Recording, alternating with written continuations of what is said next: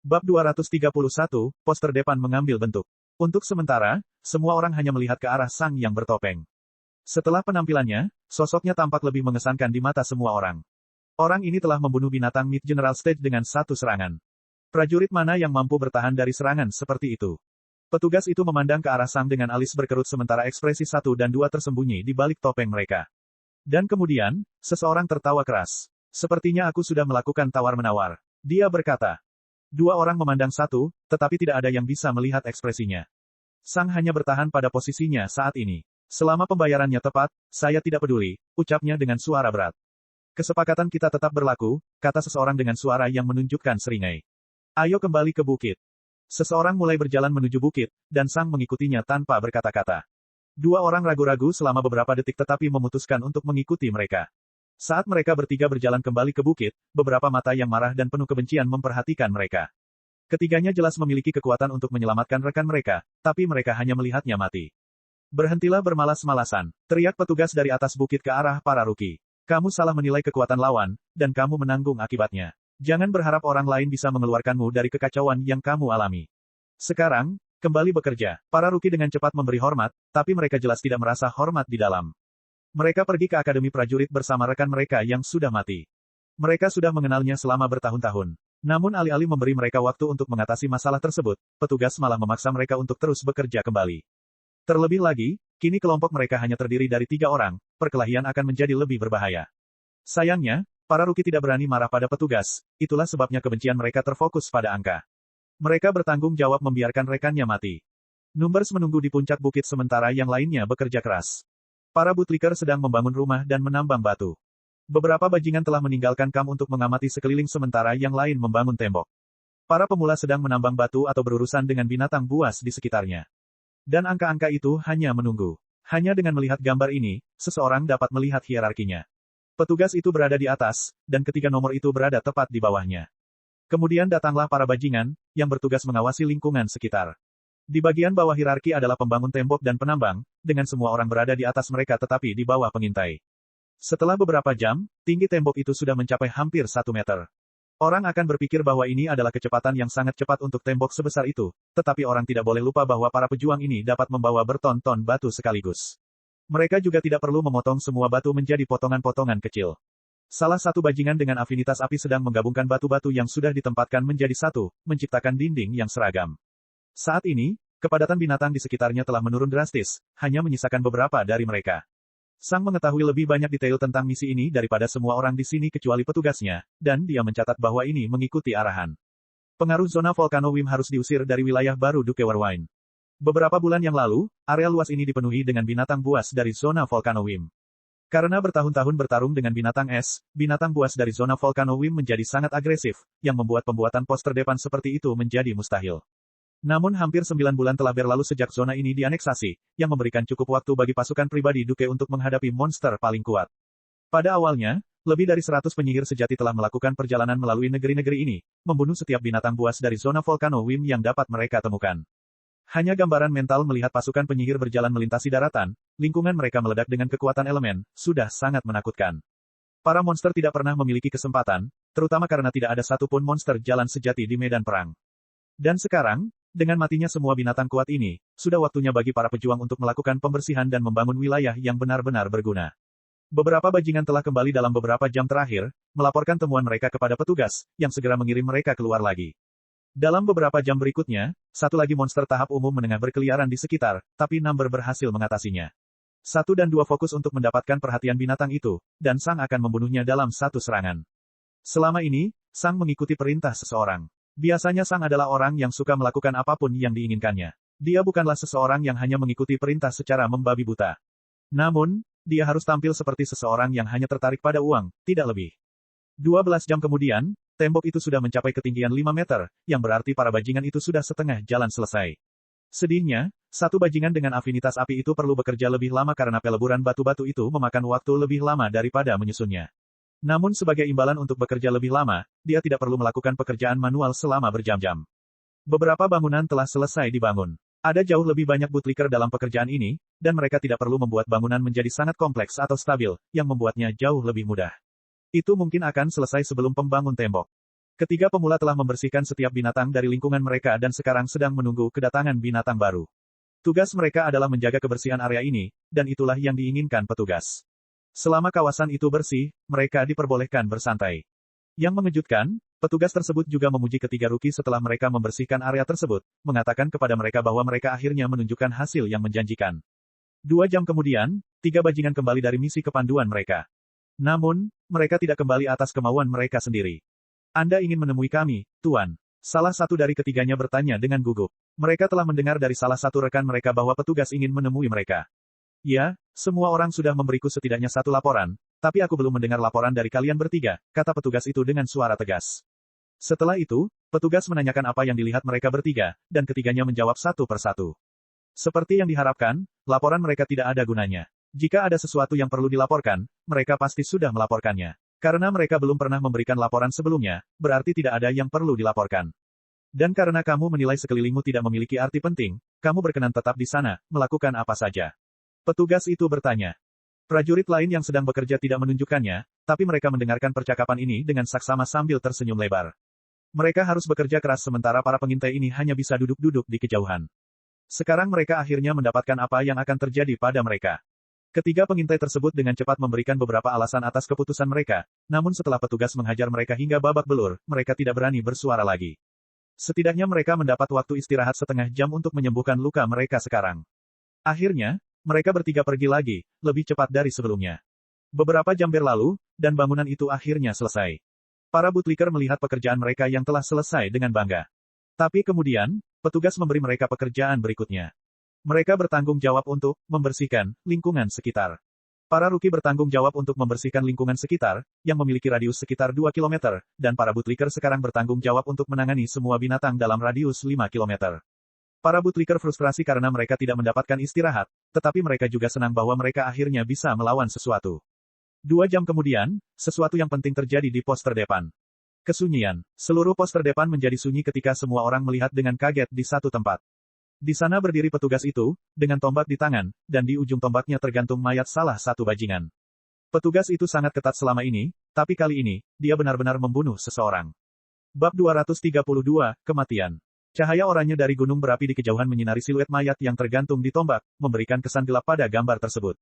Para prajurit dapat menghadapi petugas yang tegas, tetapi mereka tidak dapat menangani petugas yang membunuh orang tanpa alasan yang jelas. Petugas itu perlahan menurunkan tombaknya, mayat itu jatuh ke tanah seperti sekarung daging. Kemudian, petugas itu menoleh ke arah tentara yang mengawasi. Ini adalah misi yang datang dari Duke Warwine sendiri, petugas itu menjelaskan. Pengkhianat sangat berbahaya di lokasi terpencil, dan kami punya cara untuk menyingkirkan mereka. Pengkhianat ini, kata petugas itu sambil menunjuk tombaknya ke mayat tersebut, telah jatuh ke dalam salah satu perangkap kita dan melaporkan informasi yang salah. Ingatlah bahwa kita bukan satu-satunya tentara di sini. Kristal komunikasi muncul di tangan petugas. Kami menguatkan berbagai laporan, yang memberi kami gambaran yang sangat jelas tentang lingkungan sekitar. Tidak ada alasan untuk berbohong kepada kami jika Anda setia. Lagi pula, Anda tidak mendapatkan apapun darinya. Para prajurit memandangi mayat itu dengan emosi yang kompleks. Seorang pengkhianat. Beberapa rookie hampir tidak percaya, sementara sebagian besar bootlicker hanya menyipitkan mata melihat mayat itu. Para bajingan tidak hadir saat ini, tetapi jika ada, mereka hanya akan mencibir. Selama Anda tidak mencoba menyabotase misi ini, tidak akan terjadi apa-apa pada Anda, petugas itu menjelaskan. Itu semuanya. Para prajurit merasa tidak nyaman, tetapi mereka tidak cukup marah untuk melakukan revolusi. Terlebih lagi, sebagian besar dari mereka menganggap tindakan petugas tersebut benar. Pengkhianat harus mati. Namun beberapa dari mereka masih merasa sangat tidak nyaman. Apakah itu benar-benar pengkhianat? Sayangnya, tidak ada yang bisa mereka lakukan. Tidak ada cara bagi mereka untuk memeriksa apakah petugas tersebut mengatakan yang sebenarnya. Di dunia militer, para prajurit diharapkan untuk mempercayai atasan mereka secara membabi buta. Atasan mereka berada di bawah pengawasan yang jauh lebih ketat daripada diri mereka sendiri, sehingga kecil kemungkinan mereka menjadi pengkhianat.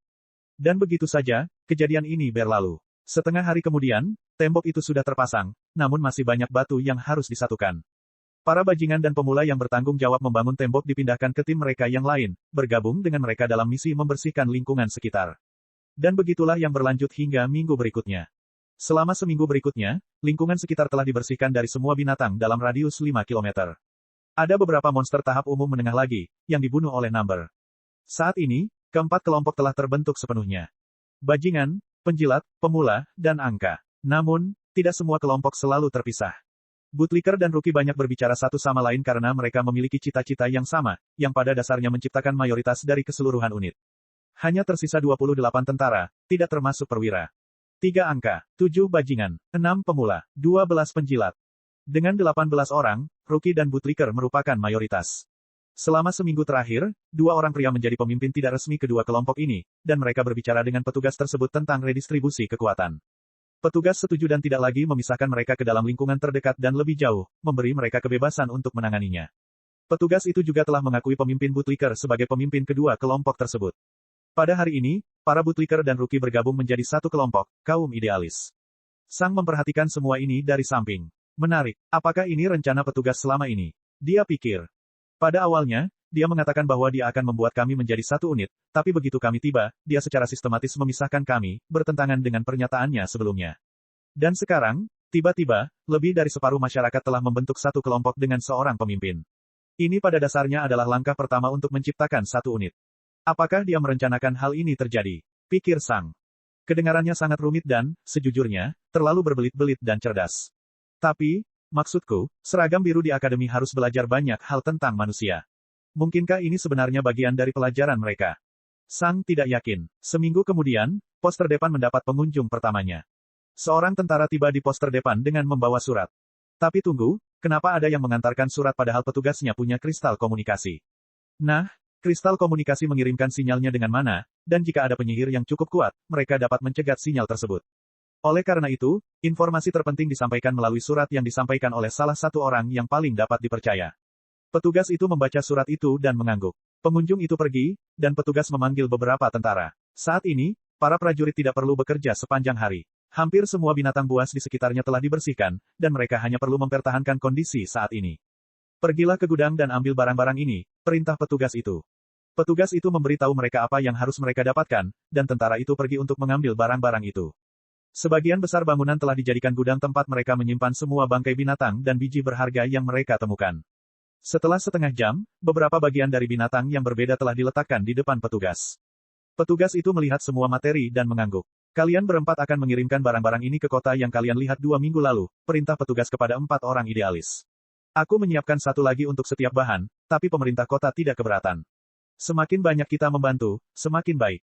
Para prajurit tidak menunjukkannya, tetapi mereka menyadari mengapa petugas menyiapkan lebih banyak bahan.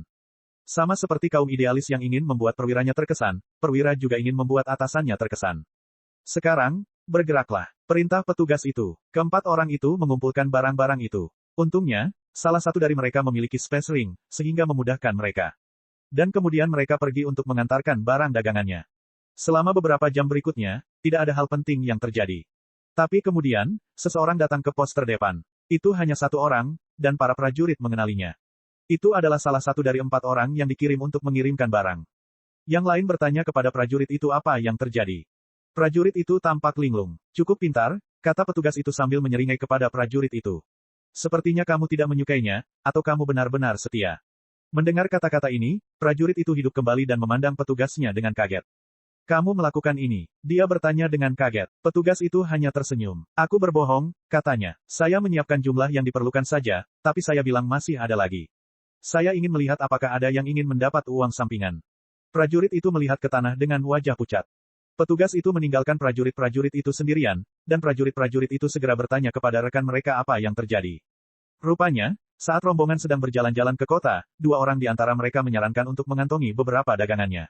Lagi pula, ada lebih dari yang diperlukan, dan karena informasi ini tidak dikirimkan melalui communication crystal, kota tidak akan tahu bahwa lebih banyak lagi yang telah dikirim. Selama mereka meninggalkan beberapa barang tambahan di sana, tidak ada yang akan menyadarinya. Salah satu dari yang lain ragu-ragu tetapi akhirnya menyerah. Setelah itu, ketiga orang tersebut menekan orang terakhir untuk bergabung dengan mereka. Pada akhirnya, yang terakhir menyerah. Setiap orang mengantongi sedikit sumber daya. Ketika mereka tiba di kota, orang keempat, yang tidak mau bergabung, diam-diam menaruh porsinya sendiri di atas kiriman. Dia tidak ingin dianggap pengkhianat oleh ketiga temannya, tapi dia juga tidak ingin mengkhianati rumahnya. Teman-temannya akan berpikir bahwa dia terlibat dalam hal ini bersama mereka, tetapi sebenarnya, dia tidak mengambil apapun. Namun ketika tentara memeriksa barang tersebut, semua orang langsung ditangkap dan digeledah. 3 bagian yang dicuri ditemukan, dan tentara segera membunuh ketiga pencuri tersebut. Karena tentara tidak menemukan apapun pada orang keempat, mereka melepaskannya. 3 orang idealis telah meninggal hari ini karena keserakahan mereka sendiri. Ketika tentara lain mendengarnya, mereka merasakan campuran antara gugup dan lega. Mereka merasa gugup karena sudah ada 4 pengkhianat. Tapi mereka juga merasa lega karena itu berarti jumlah pengkhianatnya berkurang 4. Berapa banyak pengkhianat yang bisa dimiliki oleh satu kelompok yang terdiri dari sekitar 30 tentara? Meski begitu, tidak ada lagi 30 tentara. 5 orang tewas dalam 2 minggu terakhir. Sekarang, hanya tersisa 25 orang. 5 orang tewas dalam 2 minggu. Sang berpikir dengan mata menyipit. Ada yang tidak beres. Saya bisa menerima 2 kematian pertama, tapi ada sesuatu yang mencurigakan tentang perkembangan terbaru ini. Sang memandangi prajurit yang terguncang itu. Bab 233, Misi Baru. Beberapa hari telah berlalu sejak kejadian dengan 3 pencuri itu. Pada hari ini, pemimpin idealis dan Wan berkumpul di depan petugas. Selama beberapa minggu terakhir, Wan telah menjadi pemimpin resmi Number. Sang mengikuti perintahnya karena pembayaran, dan Tu tampaknya lebih pasif sebagai pribadi. Hari ini, 3 orang dengan peringkat tertinggi di pos terdepan sedang membicarakan sesuatu yang ditemukan para bajingan baru-baru ini. Itu belum ada di sana seminggu yang lalu, artinya masih baru, kata pemimpin idealis itu. Dia adalah pria jangkung tanpa rambut. Di punggungnya, dia membawa tombak panjang, dan dia mengenakan baju besi yang mahal namun praktis. Terowongan baru diharapkan akan dibangun seiring berjalannya waktu, kata petugas itu netral. Aku sudah mengira kita akan mendapatkannya. Salah satu skumbak telah menemukan danau selebar 500 meter yang mengeluarkan banyak ais mana. Air di danau itu jauh di bawah titik beku, namun belum berubah menjadi es. Ini menunjukkan tanda-tanda terowongan menuju danau bawah tanah raksasa tempat tinggal Ice Wyvern. Tapi ada baiknya kita mendapatkannya, kata petugas itu sambil menyeringai. Terowongan ini bertindak sebagai penghubung langsung untuk Ice Mana milik Ice Wyvern. Terowongan itu akan terus mengisi sekeliling dengan Ice Mana, mengusir lebih banyak binatang buas dari zona Volcano Wim. Semakin cepat tempat ini terisi dengan Ice Mana, semakin mudah tugas kita adalah. Namun, ini juga berisiko, kata petugas itu sambil mengerutkan kening. Setiap terowongan mewakili satu monster tahap jalan sejati. Mereka biasanya tidak peduli dengan keberadaan di panggung umum, dan bahkan sebagian besar keberadaan panggung komandan akan diabaikan oleh mereka. Tetapi jika dia terganggu oleh sesuatu, itu bisa berakibat fatal, kata petugas itu sambil menggaruk dagunya. Sebuah bom berisi mana api dapat membangkitkan dan memprovokasi monster tahap jalan sejati, yang kemudian akan menghancurkan setiap makhluk hidup sejauh beberapa kilometer. Pos terdepan kita tidak berada di dalam wilayah itu, tapi beberapa tentara kita berada di dalamnya. Terlebih lagi, kita tidak dapat yakin bahwa monster itu tidak akan terus mengamuk untuk mencari penyebab gangguannya. Aku tidak akan pergi ke utara karena dia membenci mana api, yang artinya dia akan bergerak ke arah kita. Itulah sebabnya aku memanggil kalian berdua, kata petugas itu sambil memandang ke arah Wan dan pemimpin idealis.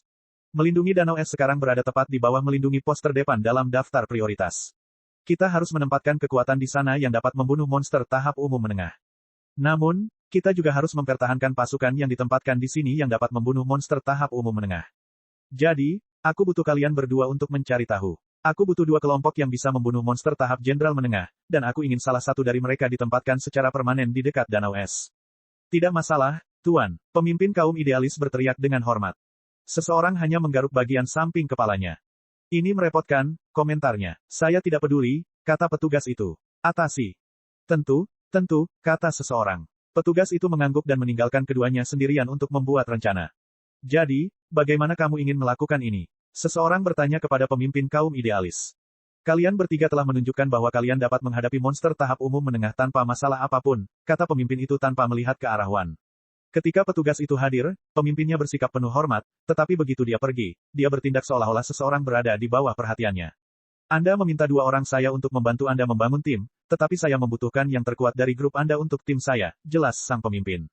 Kamu dan 2 telah menunjukkan bahwa kamu memiliki kemampuan ofensif untuk melukai dan membunuh monster tahap jenderal menengah. Selama 2 prajuritku tetap mendudukinya, kamu seharusnya bisa membunuhnya. Namun, sejauh ini menyakitkan bagiku untuk mengatakannya, timku tidak memiliki seseorang dengan kekuatan ofensif seperti itu, yang berarti kami membutuhkan salah satu dari kalian, dan karena tanggung jawab berada di pundak hanya 1 orang, kami membutuhkan terkuat, Zero, kata pemimpin itu dengan nada yang tidak mengizinkan penolakan apapun. Pemimpinnya tidak dapat melihat ekspresi seseorang saat ini. Selama beberapa detik, seseorang hanya terdiam. Baik, kata seseorang sambil menghela nafas. Saya tidak bisa membantah pernyataan Anda. Pemimpin itu mengangguk. Kirimkan Zero kepadaku dalam 5 menit. Aku akan memberinya 4 orangku dan mengirim mereka ke danau es. Itu akan mencakup semuanya. Tentu, kata seseorang dengan lambaian tangan meremehkan. Kalau begitu, kita sudah selesai di sini. Setelah itu, keduanya berpisah tanpa mengucapkan sepatah kata pun. Mereka jelas tidak suka berada di dekat satu sama lain.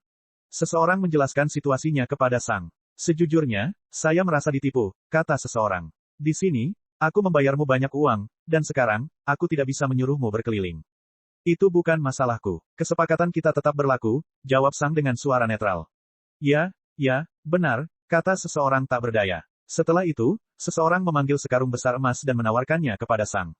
Ini untuk bulan depan. Pembayarannya belum jatuh tempo, tapi aku mungkin tidak bisa membayar tepat waktu, itulah sebabnya kamu mendapatkannya lebih awal. Sang memasukkan emas itu ke dunianya sendiri tetapi bertindak seolah-olah dia memasukkannya ke dalam space ring miliknya. Jelas sekali, cincin luar angkasa di jari Sang hanya untuk pertunjukan. Saya akan mencoba melakukan semacam rotasi, kata Wan. Mungkin, jika kita menemukan monster tahap umum menengah yang cukup kuat, entah bagaimana aku bisa meyakinkan si idiot itu untuk membiarkanmu kembali lebih awal. Tetapi untuk saat ini, alasannya kuat, dan menentangnya hanya akan merusak citra saya di mata petugas. Sang hanya mengangguk tanpa menjawab. Seseorang mendekat ke arah Sang dan meletakkan tangannya di bahu Sang.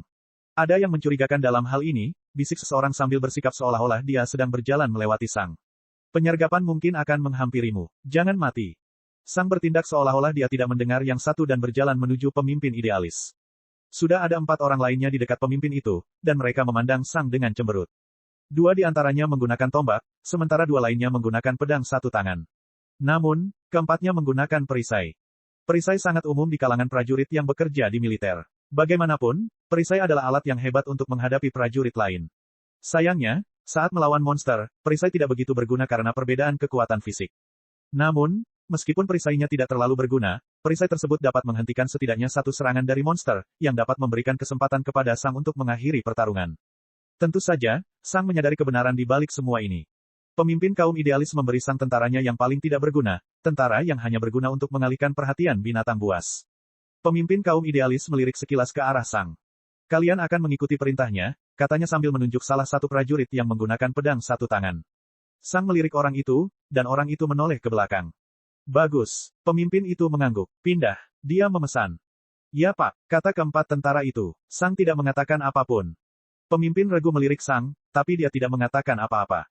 Dan kemudian, pasukan beranggotakan 5 orang bergerak ke arah timur. Bab 234, Pemosisian. Mereka berlima lari ke timur. Danau es berada sekitar 15 km ke arah itu, jarak yang cukup jauh. Ya, perjalanan yang ditempuh seorang tentara bukanlah perjalanan yang jauh, tetapi perjalanan itu jauh jika terjadi keadaan darurat. Jika petugas berlari dengan kecepatan penuh, dia akan membutuhkan sekitar 7 menit untuk sampai ke sana, dan 7 menit adalah waktu yang sangat lama dalam sebuah pertempuran. Oleh karena itu, kelompok ini harus mempunyai kemampuan bertahan dari serangan musuh selama beberapa menit. 3 orang dalam kelompok itu berbicara satu sama lain sementara pemimpinnya memimpin jalan dalam diam.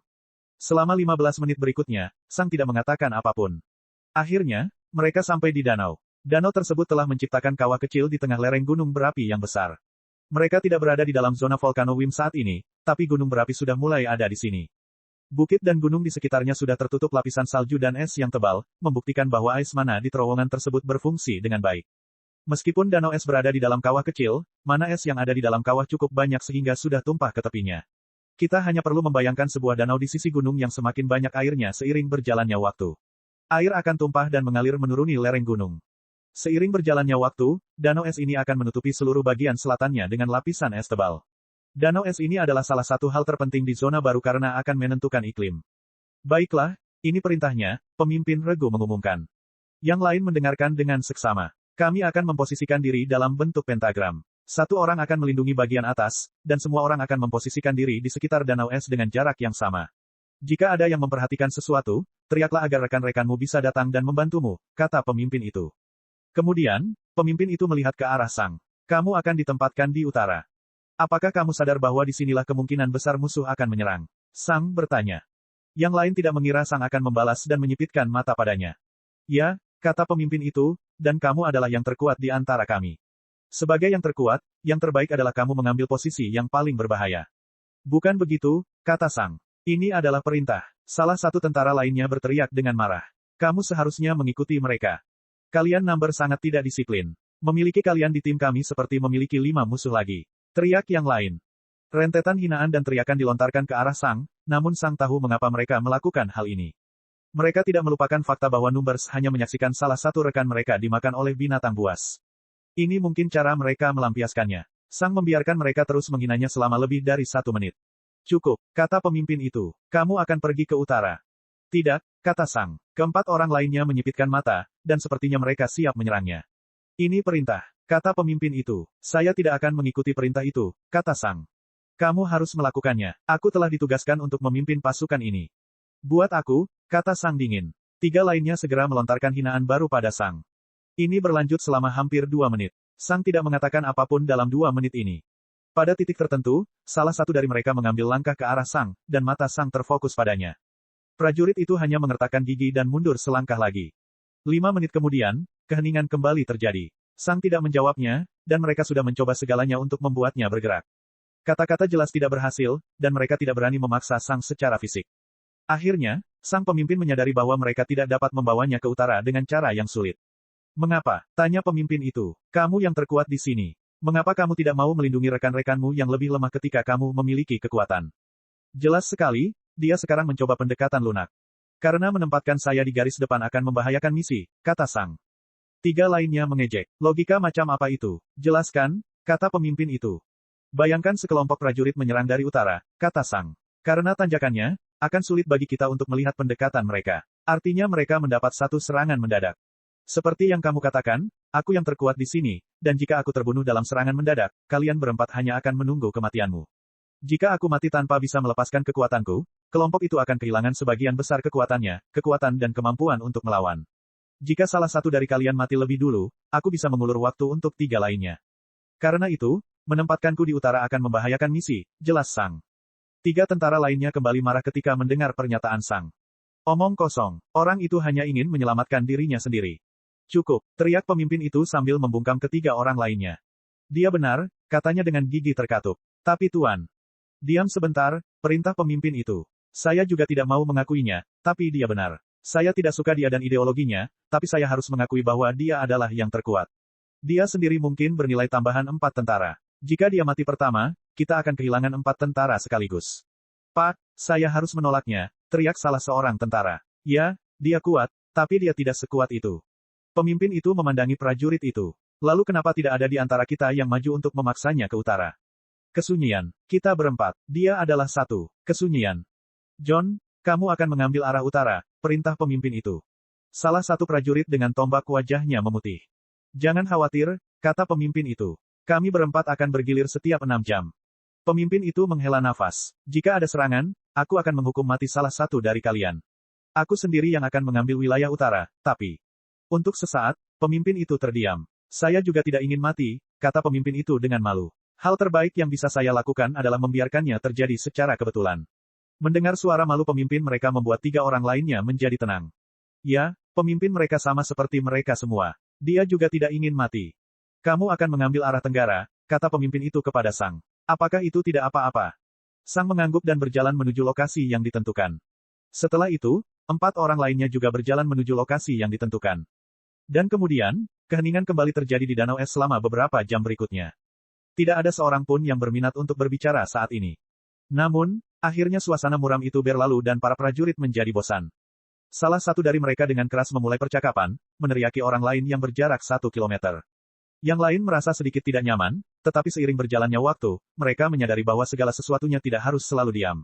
Selain itu, menjaga pikiran para prajurit tetap aktif akan membantu konsentrasi mereka. Dan dengan demikian, misi yang panjang dan agak membosankan pun dimulai. Namun, tentu saja, hal-hal tersebut tidak akan membosankan dalam waktu lama. Bab 235, Penyergapan. 5 hari setelah tiba di Danau Es, hal itu terjadi. Sang saat ini sedang berkonsentrasi pada pelatihan afinitasnya ketika dia tiba-tiba merasakan gangguan di sekitar mana es dan api. Sang berbalik sehingga punggungnya menghadap ke utara.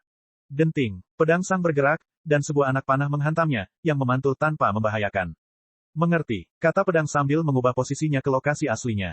Panggung umum tengah. Sang berpikir sambil merasakan kekuatan di balik anak panah itu.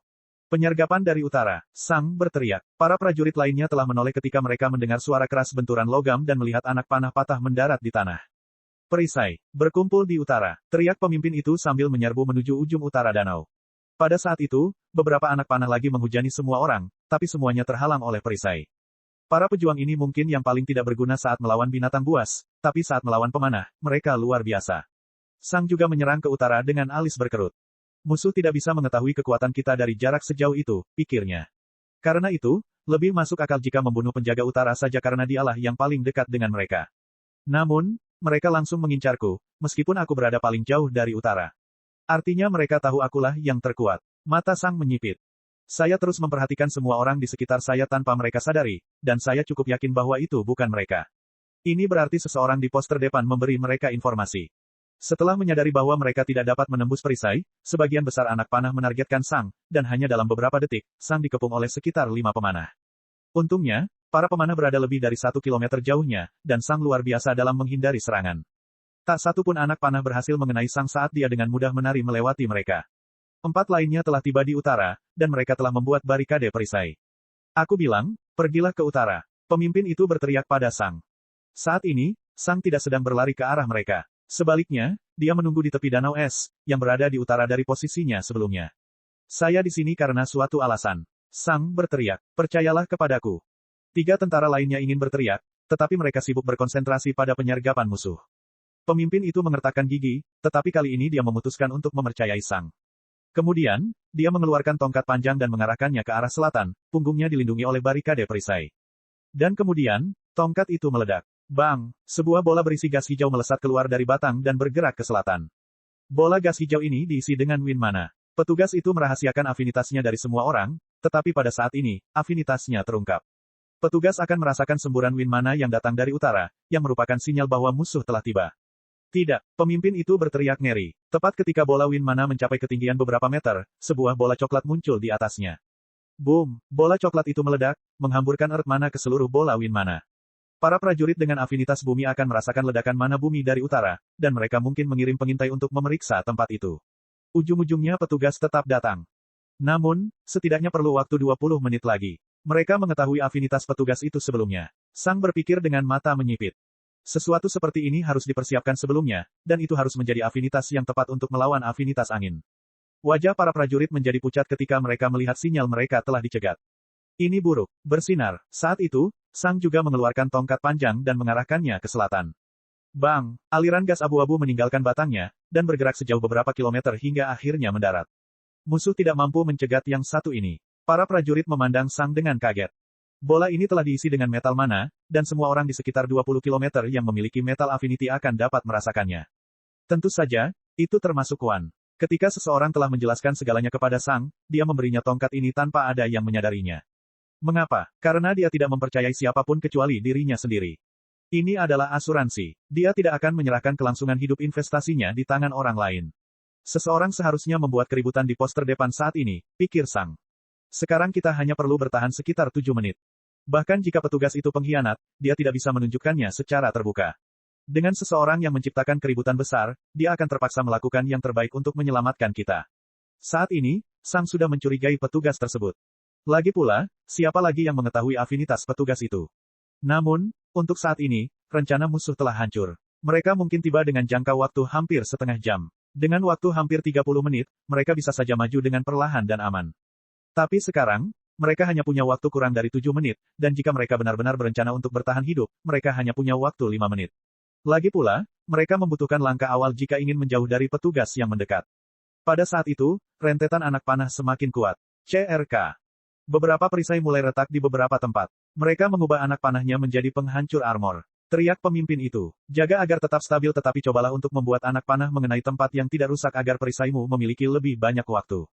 Sebelumnya, para pemanah menembak dengan panah biasa, tapi sekarang, mereka melepaskan panah yang berisi metal mana, yang memiliki sifat destruktif tertentu untuk segala sesuatu yang sulit. Saat ini, semua anak panah menargetkan barikade perisai. Mereka menyadari bahwa mereka tidak dapat mengenai Sang, itulah sebabnya mereka mengubah target mereka. Sang terus menunggu di selatan danau, mengamati utara. Lakukan sesuatu. Pemimpin itu berteriak pada Sang. Ada alasan kenapa aku di sini. Sang balas berteriak, percayalah kepadaku. Pemimpin itu mengertakkan gigi. Dia saat ini sedang dihujani tembakan anak panah sementara prajurit terkuat mereka dengan tenang menunggu di depan danau. Untuk semua maksud dan tujuan, sepertinya Sang sedang menyaksikan mereka mati. Namun, Sang sudah membuktikan bahwa dia berada di pihak mereka dengan melepaskan sinyal kedua. Karena itu, pemimpinnya diam saja. Tuan, kami butuh bantuan, atau kami akan mati. Kata salah satu tentara. Diam, kata pemimpin itu. Saya tahu itu. Suruh dia membantu kita, teriak tentara lainnya. Aku bilang diam. Pemimpin itu membalas. Para prajurit mengertakkan gigi karena marah dan frustrasi, tetapi mereka mempercayai atasan mereka. Menit berikutnya, perisai menjadi semakin rusak, dan para prajurit mulai diliputi rasa takut. Pemimpin itu memandang ke arah Sang yang jauh dengan campuran teror, kemarahan, dan harapan. Mereka tidak dapat bertahan lebih lama lagi tanpa bantuannya. Apakah salah mempercayainya? Saat itu, mata Sang berbinar. Itu di sini. Cek cek cek cek cek cek cek cek. Rakan-rakan kultivator sekalian, sebelum retret, sila terus berkultivasi untuk jurus 0 subscribe, like, share dan komentar agar sekte ini terus berkembang pesat.